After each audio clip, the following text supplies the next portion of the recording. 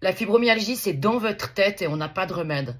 Voici ce qu'on m'a dit en 2012, lorsque je me suis effondrée, que j'ai eu des douleurs partout dans le corps dues à la fibromyalgie, que je ne pouvais plus du tout marcher.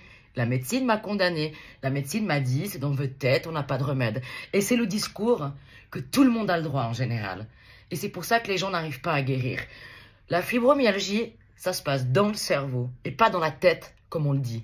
Et si on expliquait aux personnes malades comment ça se passe dans leur cerveau et dans leur intestin, qui est leur deuxième cerveau, qui est lié à la fibromyalgie, puisque la fibromyalgie, c'est le nerf central du cerveau qui déconne, c'est le nerf qui va distribuer la douleur dans le corps, puisqu'on a mal peut-être dans le poignet, mais dans le poignet, il n'y a pas de blessure quand on analyse, quand on fait un IRM. C'est le cerveau qui donne la douleur. Donc, si on expliquait aux gens qu'effectivement, il n'y a pas de médicament pour guérir la fibromyalgie, que le médicament, c'est nous, puisque si le cerveau s'est déréglé, bien oui, c'est vrai, il ne faut pas être dans le déni, c'est à cause de nous.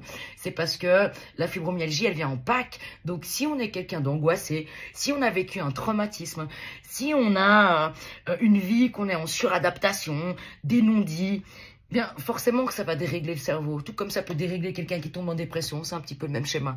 Mais dans le cadre de la fibromyalgie, puisqu'il y a cette douleur, on a aussi le facteur intestin.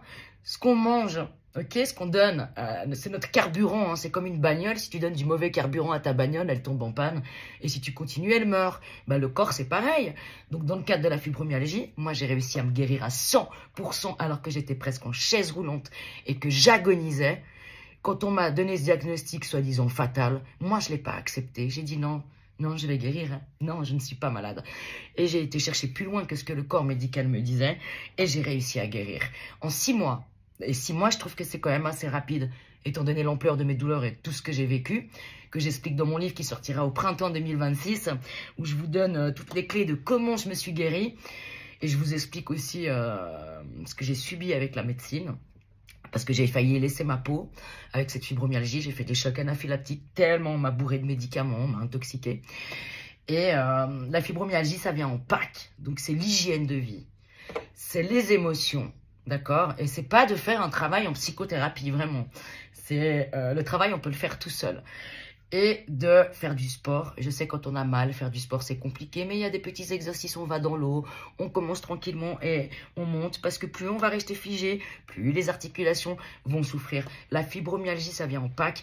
Et là où je veux finir mon message, c'est que si on expliquait aux gens comment la fibromyalgie s'installe, qu'est-ce qu'elle fait dans le cerveau, dans l'intestin et dans le corps, ben les gens se sentiraient beaucoup mieux quand ils sortent de la séance de leur médecin, parce que c'est pas normal de dire c'est dans votre tête. On devrait expliquer que c'est dans le cerveau et expliquer le mécanisme. Parce que quand on dit à quelqu'un c'est dans ta tête, la personne elle a l'impression d'être folle ou dépressive.